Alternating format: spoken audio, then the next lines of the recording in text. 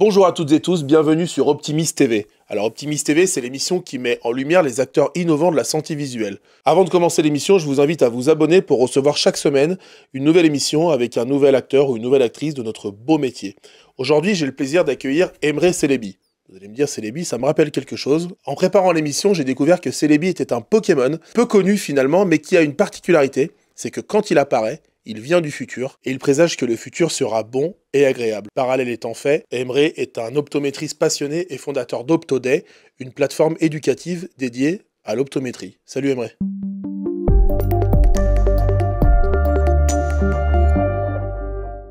1300 opticiens font confiance à Liléou, leader français de la téléexpertise chez les opticiens. À votre tour, découvrez Liléou et proposez à vos clients un nouveau service permettant d'accéder à un avis médical, à des conseils de prévention personnalisés et, s'il n'y a pas de contre-indication, à une ordonnance en moins de 48 heures en moyenne. Avec Liléou, devenez un acteur de la santé visuelle.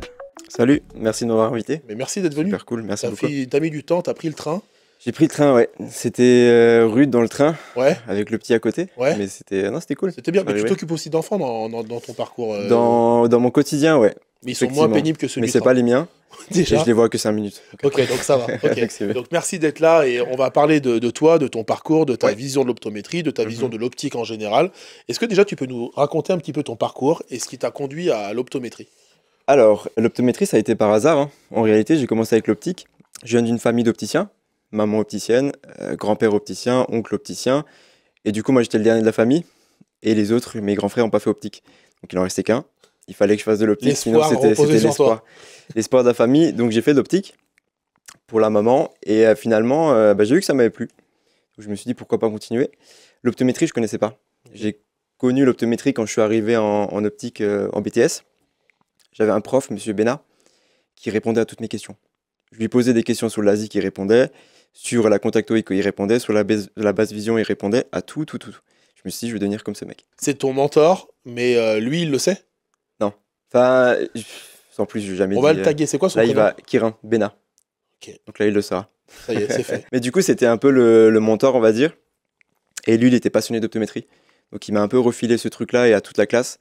Donc, moi, c'était obligatoire de continuer vers une licence et un master par la suite, quoi. Ok, t'obtiens ton BTS en quelle année? 2018.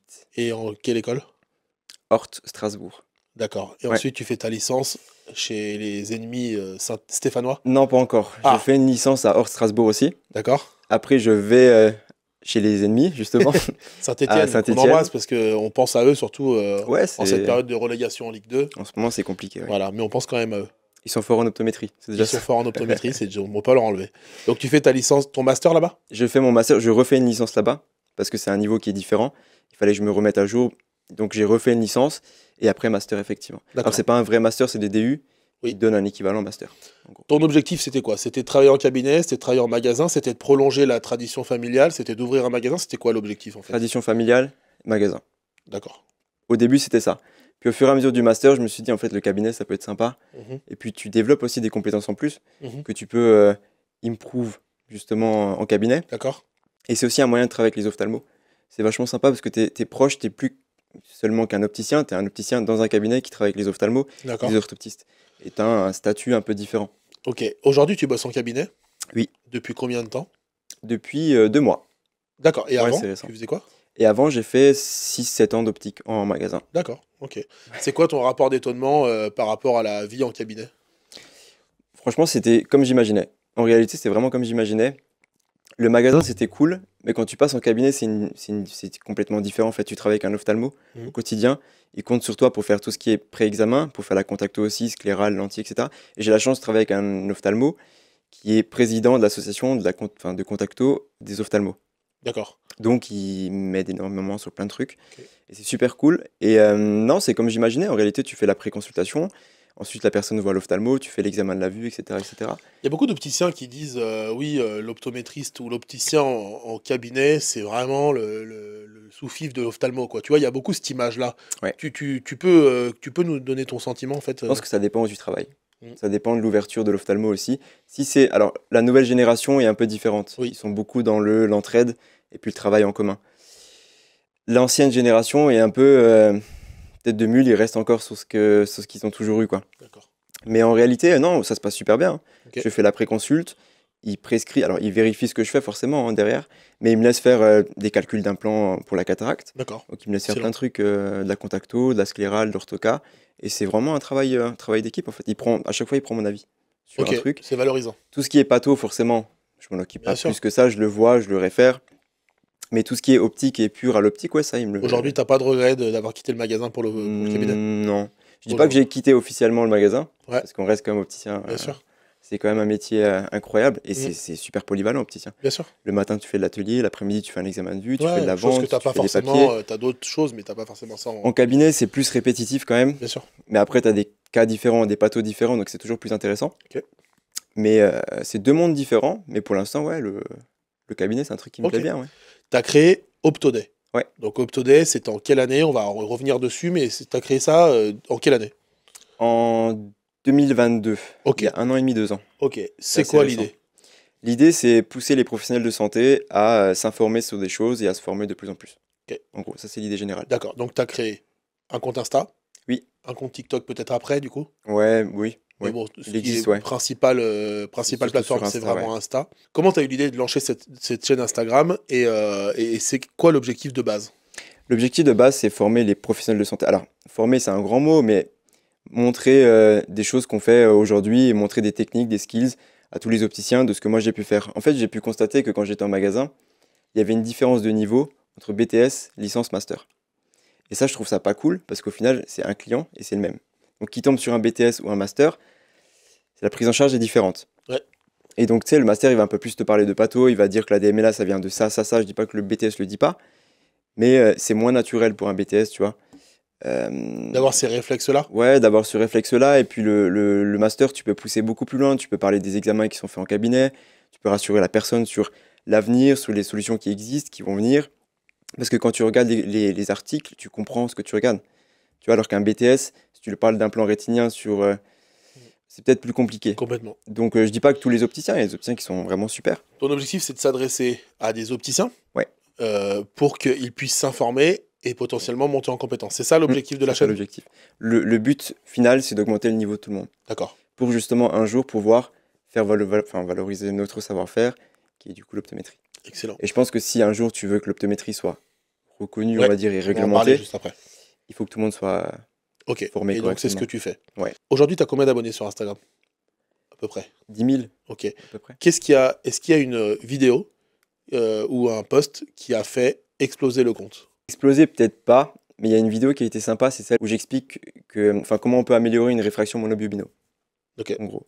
Ok. En disant pour éviter d'être trop concave à chaque fois. Ouais. Et celle-là, elle a beaucoup plu, parce que du coup, ça s'appelle la méthode du brouillard modifié. D'accord.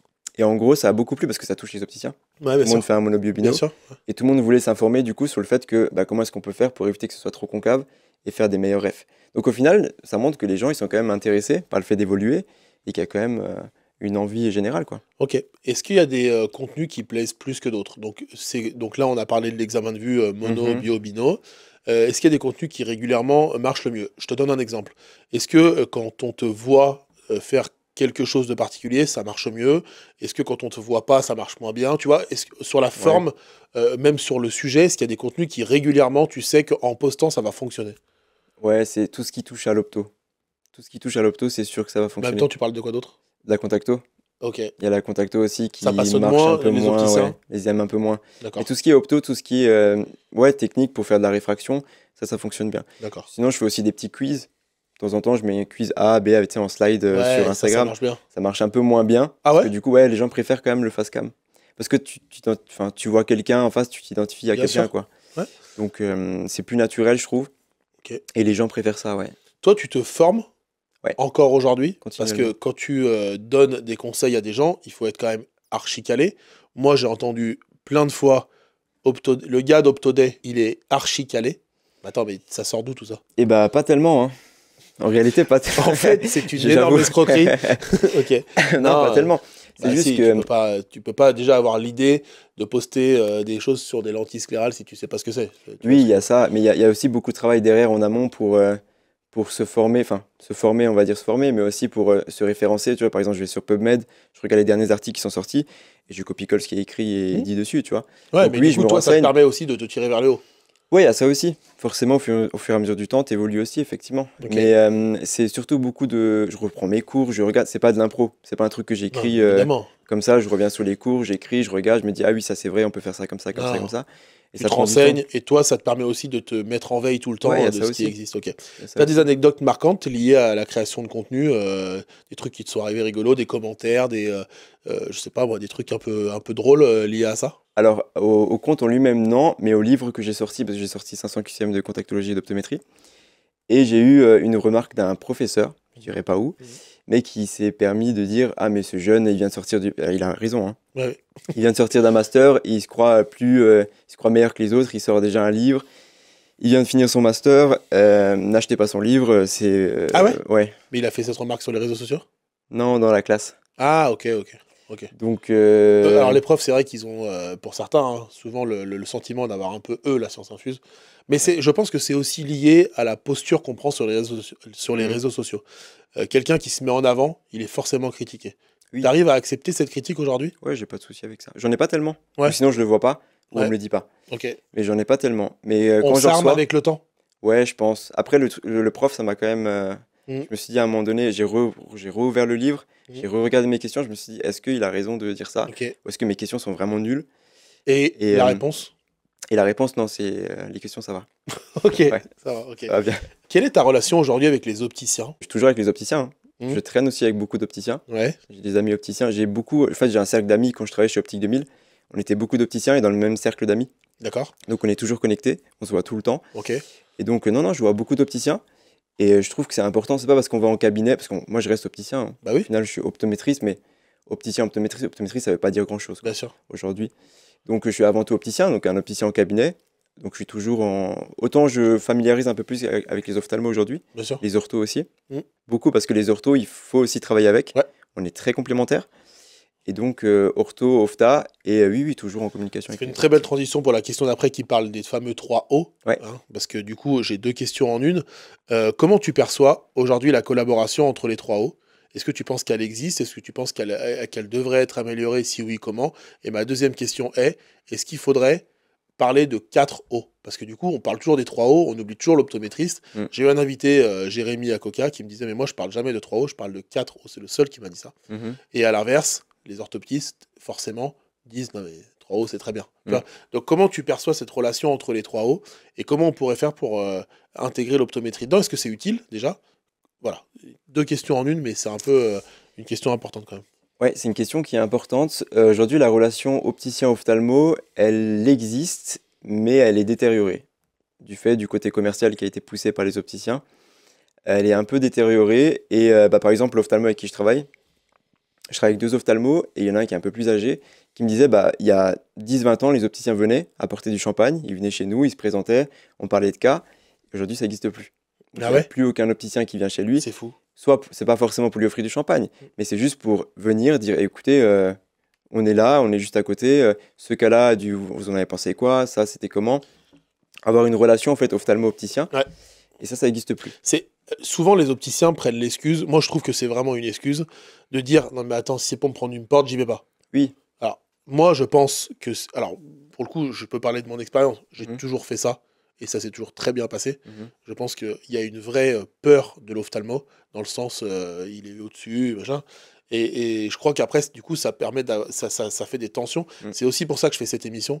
J'invite des ophtalmos, des opticiens, des orthoptistes pour dire mais c'est des gens comme vous et moi quoi. Mhm. Voilà. Carrément. Mais du coup, toi, tu confirmes ça? 100%. Ok. C'est réel à 100%. Les premières excuses, très souvent, c'est oui, mais il n'a pas mon temps, oui, mais qu'est-ce que tu veux qu'il fasse avec moi? Je suis juste un opticien, ou des trucs. En fait, ça n'a rien à voir, il faut vraiment avoir une. Tu vois, on revient sur le côté commercial. En fait, l'opticien s'est perdu dans le côté plus commercial. Et il ne faut pas oublier qu'on a aussi le côté médical, on est des professionnels de santé. Et oui, on a ce business de mutuelle, etc., etc. Mais à côté, on a aussi ce côté où on a un client, presque un patient devant nous, et à qui on préconise une paire de lunettes, à qui on parle de santé oculaire aussi. Et il ne faut pas oublier que ce côté-là nous emmène un peu plus vers l'ophtalmo et peut nous emmener à plus collaborer avec l'ophtalmo aussi. L'opticien est légitime à parler à un autre professionnel de santé en tant que professionnel de santé? Qui c'est qui est aussi légitime? Il n'y a que lui qui est légitime. Ouais. Oui, carrément. Il y a Ok. lui et l'orthoptiste, ouais, carrément. Dans les 3 os, hein. Ouais. Oui, carrément. Donc c'est important de le lire. 100%. Non, mais je trouve que 100%. ta phrase, elle est hyper intéressante et je crois que c'est une des meilleures qu'on ait eues depuis le début de cette émission d'Optimist TV. C'est, tu as totalement raison de dire, l'opticien se perd dans le côté commercial, il en oublie même qu'il est professionnel de santé, à tel point qu'il n'ose pas aller voir un autre professionnel de santé. C'est ça l'idée? Ouais. Tu reviens 15-20 ans en arrière, c'était différent. Ok. C'était entièrement différent. Et c'est pas moi qui le dis, c'est l'ophtalmo avec qui je travaille. C'est les gens de la WEF qui disent exactement la même chose. Non, c'est un constat général. Aujourd'hui, on s'est perdu là-dedans. Et je pense qu'on est tellement parti dans la performance qu'il y a un moment où on s'est décroché de l'ophtalmo. Et aujourd'hui, on a peut-être peur d'aller chez l'ophtalmo alors qu'ils attendent que ça, hein. Très bien. On va parler de l'AOF. Tu es membre de l'AOF? Oui. Actif? Euh, Enfin, tu je es suis adhérent. membre. Je suis adhérent. Ok.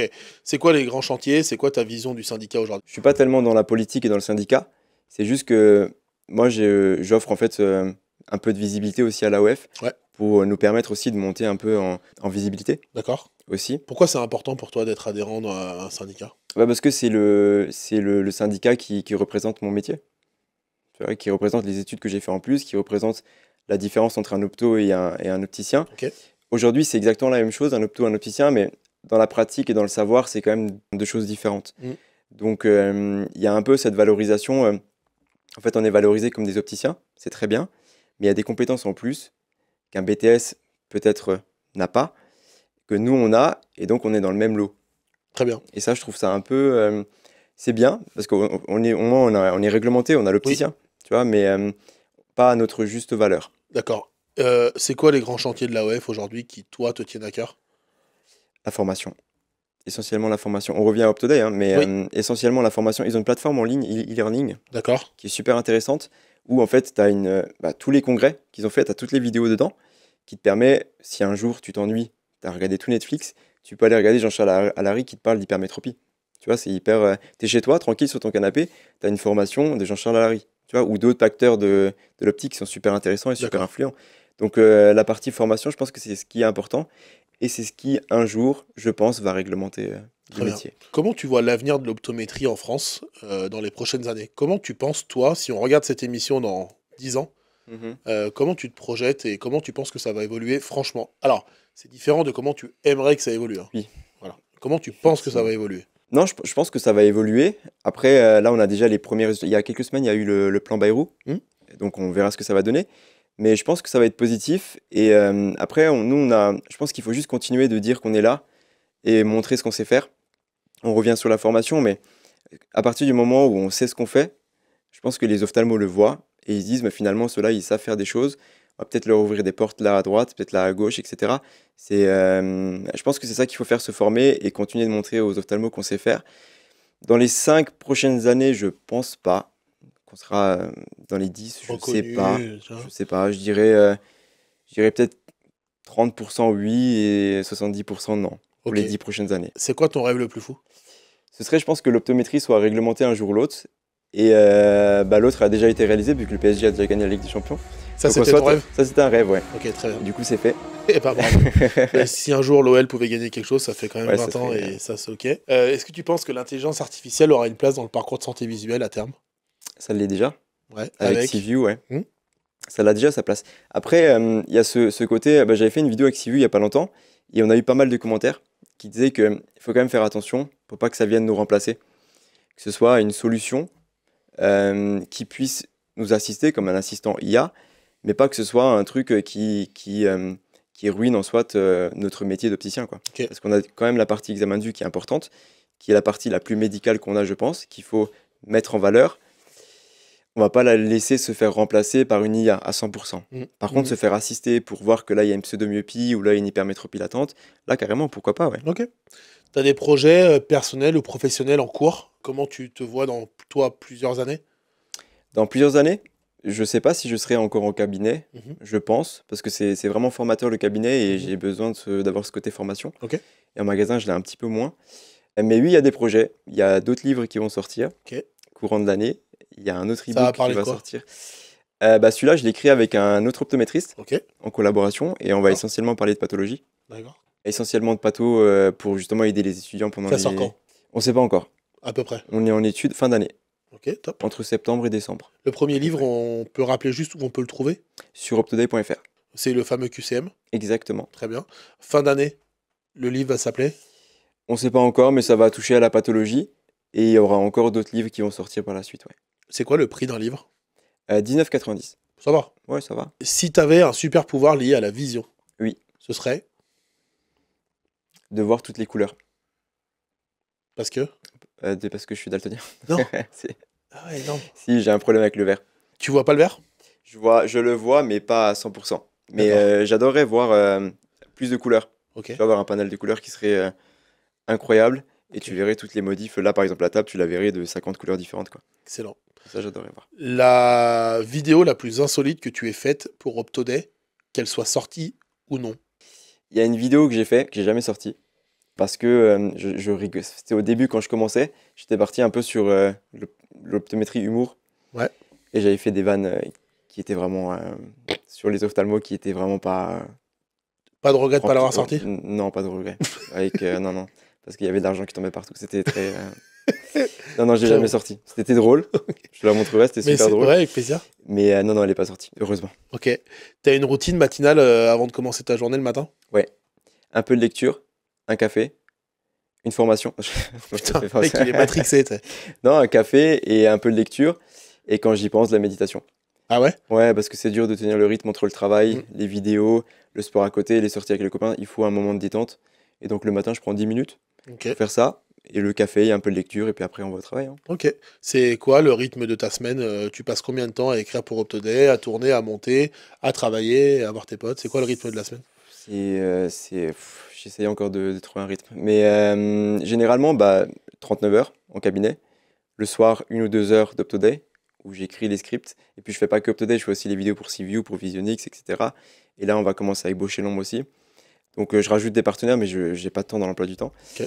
Mais, et donc, c'est un stress. Mais souvent, le soir, jusqu'à 21-22 heures, j'essaie d'aller au sport avant. Et puis, les copains le week-end. Hein. Ok. Moi, je vais te parler d'un autre sujet avant de passer sur 2-3 petites questions au final un peu décalées, sympa. C'est le handicap. Est-ce qu'aujourd'hui, vous êtes formé à recevoir des personnes en situation de handicap au cabinet?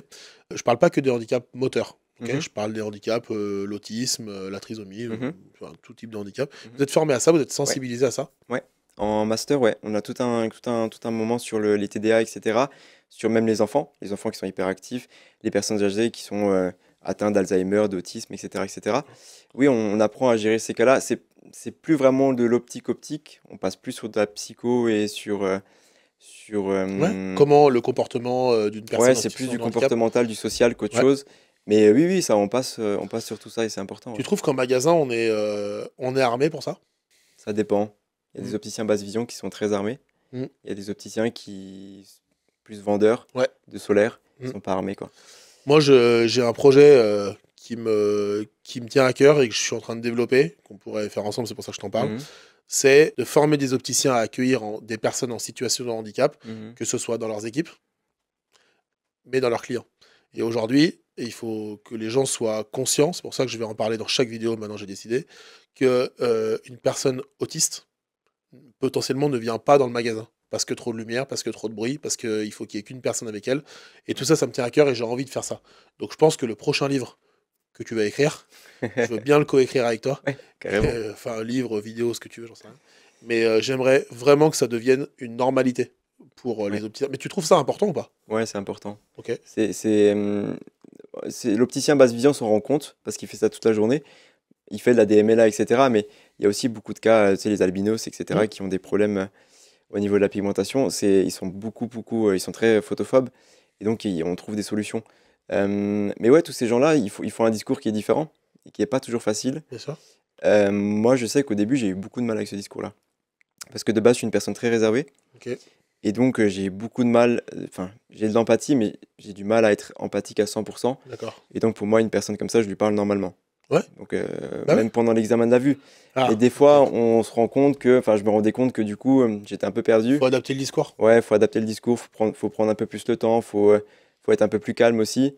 Ça dépend aussi des antécédents de la personne. Bien sûr. Si elle est plutôt agressive, pas agressive, Ouais. etc., ça peut aller loin des fois. Hein. Mais tu veux bien m'aider à faire ça? Ouais, carrément. Franchement. Mais aller Carrément, former des gens à écrire, ou Mm. bah, ça peut être différents supports. Ça peut être l'écriture d'un livre, ça peut être des vidéos, ça peut être des Mm. formations en magasin. Enfin voilà, pour moi, c'est important. Mais j'ai envie de m'entourer des bonnes personnes parce Mm. que Moi-même, je suis pas formé, hein, Oui, mais oui. je me rends compte que c'est un vrai sujet. Je suis entouré aujourd'hui de Mm. quelques personnes qui ont malheureusement ces troubles-là, Mhm, et c'est un vrai sujet, quoi. mhm. Donc Ouais, j'aimerais ouais, bien qu'on carrément. avance dessus, quoi. C'est très Ok. important, faut pas négliger. Ouais. Si t'avais pas été optométriste, t'aurais fait quel métier? Bah, j'avais choisi droit et optométriste. Ok. Droit ou infirmier. Quand j'étais petit, je voulais faire astronaute. Ouais. Après, j'ai vu que les maths et les lettres, ça se mélangeait. Du coup, j'ai dit non, ça va déjà trop loin. Mais non, non, ouais, infirmier. Ok. Ou peut-être ouais, dans le droit. Ok. Je sais pas ce que j'aurais fait dans le droit. Je, Juriste, je sais pas. avocat. Ok. Je pense que j'aurais perdu Ouais. 5-6 ans de ma vie. Ouais. Ok. Ouais, je pense facilement. Ton plat préféré quand t'as une grosse journée? Pâte au pesto. Ah ouais? Ouais, incroyable. Un peu de parmesan. Même pas. Pâte au pesto. Pâte, pesto fait maison. Ok. Incroyable, je peux manger ça le restant de ma vie, ça me dérangerait pas. Ok. Et pour terminer, est-ce que tu as un message à faire passer aux jeunes qui voudraient faire optique, mais qui se posent la question de faire ce métier? Allez-y, c'est un métier très polyvalent. Si vous voulez faire de l'optique, vous avez plein de débouchés par la suite. Vous pouvez très bien travailler en magasin, comme en laboratoire, comme chez les verriers et comme chez plein d'autres personnes, ou en cabinet aussi d'ailleurs. Mais c'est un métier où vous n'allez pas vous ennuyer, où le matin, vous pouvez faire de l'atelier, vous pouvez faire de la lunette, vous pouvez l'après-midi faire de la vente, ça peut être le côté commercial, le côté médical aussi. Par la suite, vous pouvez continuer avec l'optométrie aussi d'ailleurs, vous êtes les bienvenus. Et ouais, allez-y, foncez, parce que vous allez clairement pas vous ennuyer. Un message à faire passer à Inès, tu m'en as parlé la dernière fois, Ouais. parce qu'elle fait aussi des podcasts et tu m'as dit que c'était une amie à toi. J'ai Ouais. envie de savoir si tu as un message à lui faire passer. Salut Inès. À vrai dire, il faut que je te dise un truc.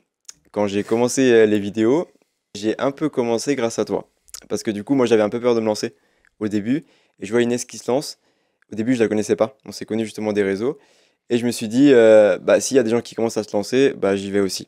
Et du coup, ça a été, si elle s'était pas lancée, peut-être que je me serais pas lancé. Ok. Tu l'as jamais dit? Non, Et ben voilà, ça vient d'être avoué. c'est fait. C'est fait.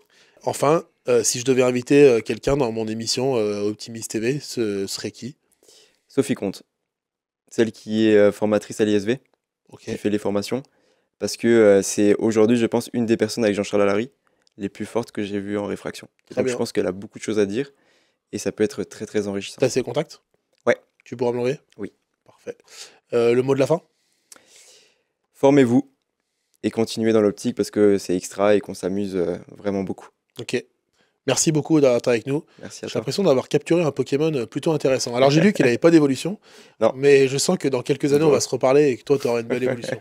J'espère que ça vous a plu. En tout cas moi j'ai passé un très bon moment Ouais, moi aussi, c'est et trop bien. on va aller manger. Ouais. Et n'oubliez pas surtout de vous abonner. Franchement, j'aimerais bien au bout d'un moment gagner un peu d'argent avec cette émission. Et en tout cas c'était hyper intéressant, c'est toujours plus enrichissant. Merci beaucoup de nous avoir regardés et à la semaine prochaine avec un nouvel invité. Ciao, bonne soirée.